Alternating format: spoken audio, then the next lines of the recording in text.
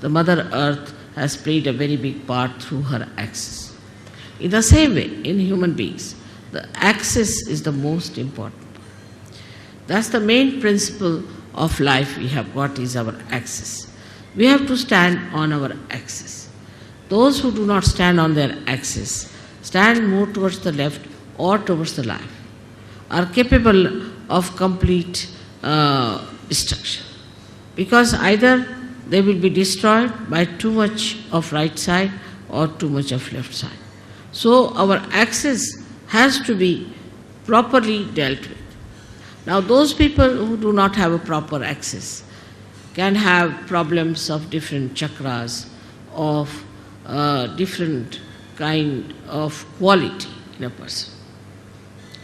A person who stretches his axis too much, puts back his head like this, is a person who is very right-sided and creates problem with his ego. And the one who absolutely bends down, like a slavish person, also is a person who goes towards his destructiveness.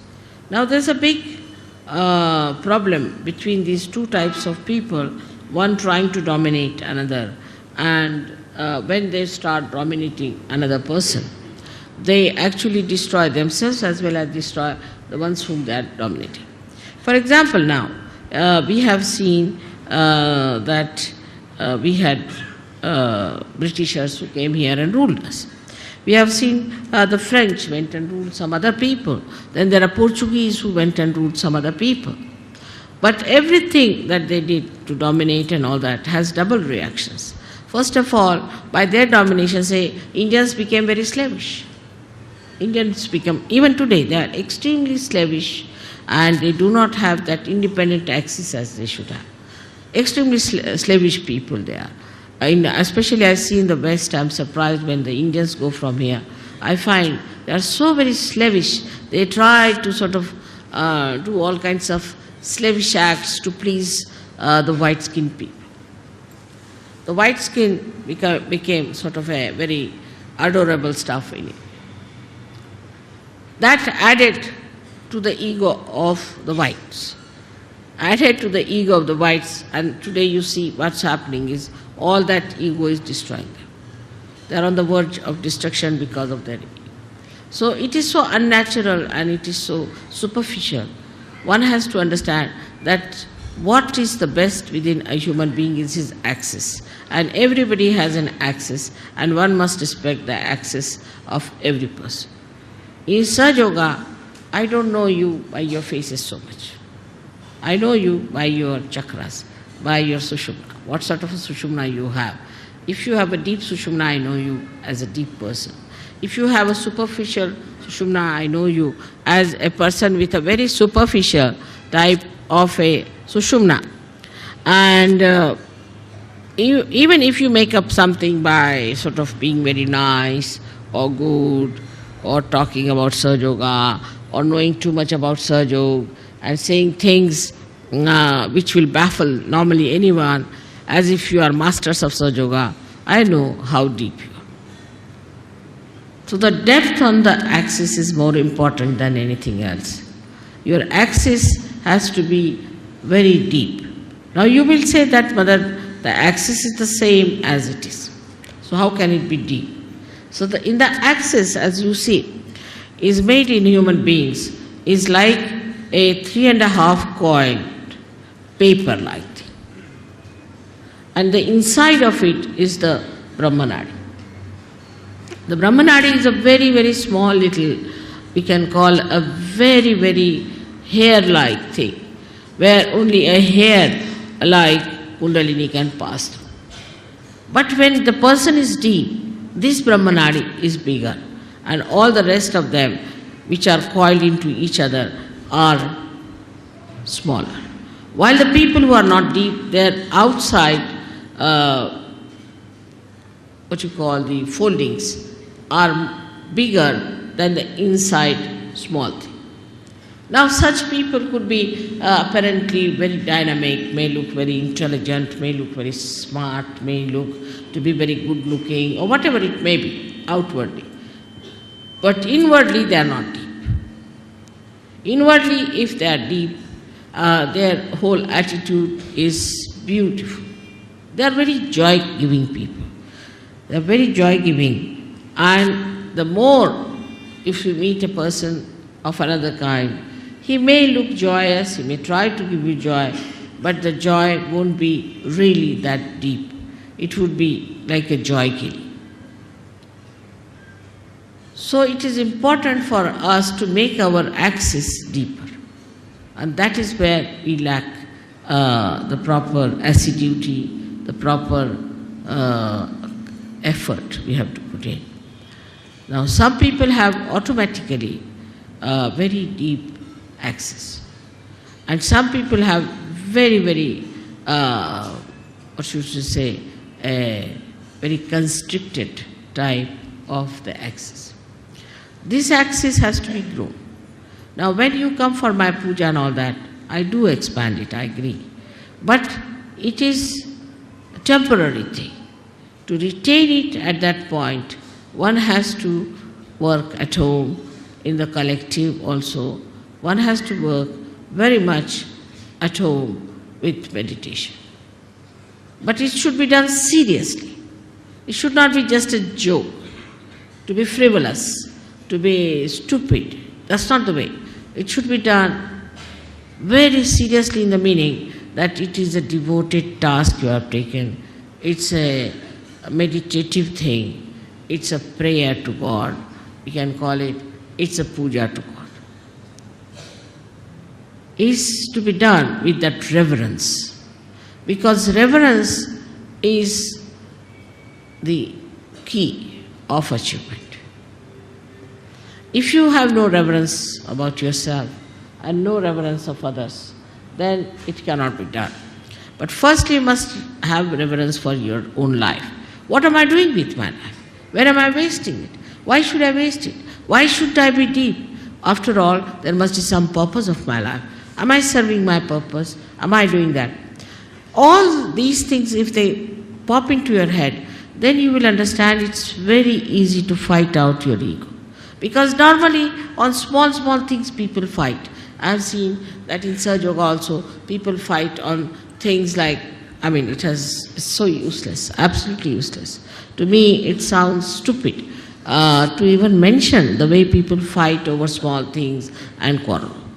But a deep person, even if he doesn't speak much, even if he doesn't show off much, even if he doesn't sit in the front line, he expresses himself through his depth, because I can work out better through that. So to develop this, one must meditate. Important thing is to meditate. Every day, every day, every day. You may not eat your food one day, you may not sleep one day, you may not go to your office one day, you may not do anything that you are doing every day, but you must meditate every day. That's an important point to develop the central constricted part into a bigger area. Now, when that happens, that you start developing it, the first thing you will notice about yourself, that you do not care for any comfort. You're not bothered about any material thing. Whatever it is, you are above it. You just don't bother your head. Let it be. You just don't want to put your neck into a thing where you do not belong. You just get out of it and you think that, oh God, this is too much for me. I just don't care for it. So your whole attention now moves inward. When the attention starts moving inward, then it expands more.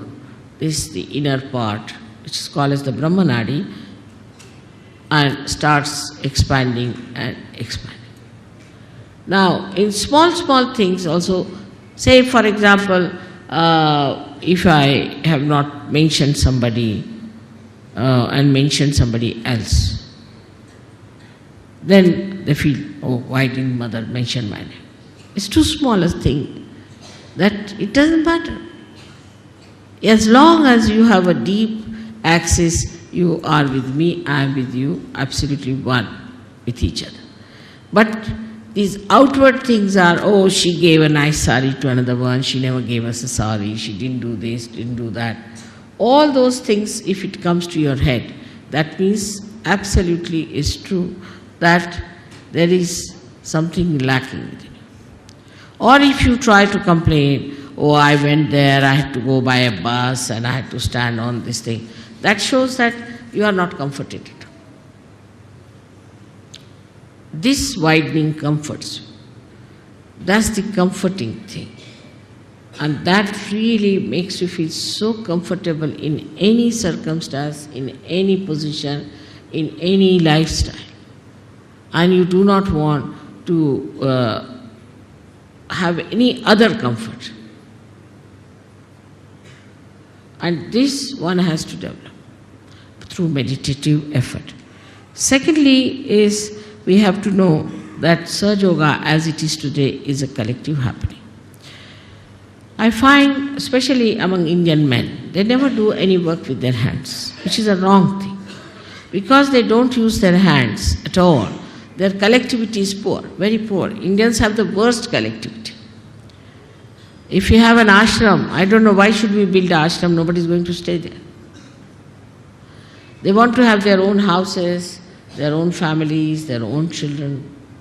They are the worst of all for collectivity. The reason is Indian men never do any work with their hands.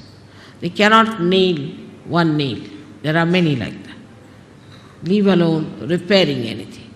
They will stand with their hands on their hips and would just tell work to other people. See, there's a Marathi saying, very interesting, untavarun sheɗya hakne. That is to sit on a camel and to drive the goats. So that is very typical of Indian men. They cannot repair anything, they cannot do anything now. If supposing somebody is spreading something, they'll just stand like this, watch. They'll never put their hands to it. So for every Sahaja Yogi, it is important what we call as Sramadan. They have to do some Sramadan. Sramadan means the giving of some labor. And that is what we lack. That even if it comes to that, you better clean your house. You better clean outside of your house. Try to put some garden around your house. Try to paint your house. Do some sort of a work with your hand, which even if you don't have anything, you can even brush your hair or something like that. Whatever you think is the easiest you can start with, because I don't think people even do that. Even they don't shave themselves, they get a person to shave them. I mean, absolutely lazy lumps as that. Now, but on the contrary, we see in the West, people use their hands. Because of that, you see, because they can use their hands, they are very collective. So they score a point on being collective. While the Indians score a point because they are Indians and they have a heritage and they know what is Kundalini, they know about Ganesha, they know everything. So they score a point.